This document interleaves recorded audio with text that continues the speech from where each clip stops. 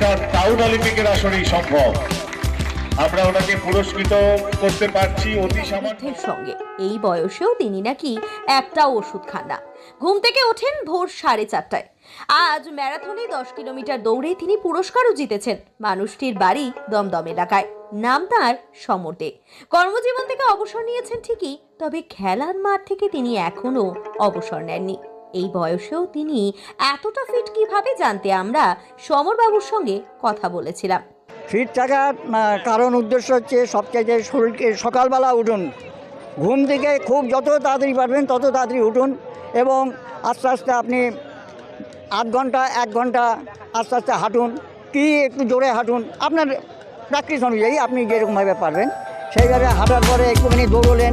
এইভাবে যদি আপনি কন্টিনিউ যদি রেগুলার করতে পারেন আপনার শরীর সুস্থ থাকে। বড় কথা হচ্ছে আপনার ডায়েট, আপনার পেট যদি ঠিক থাকে আপনার সব ঠিক।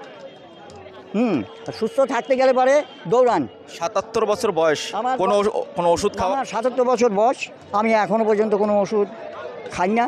ওষুধের মধ্যে আমি আমলকি, হর্তুকি, বয়রা, এই ভেজানো জল খাই, আর একটুখানি হলুদ খাই, আর আমরা নিরামিষ খাই।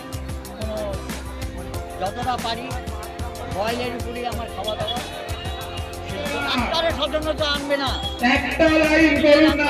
আপনার নামটা? আমার নাম হচ্ছে সমর দে। বয়স?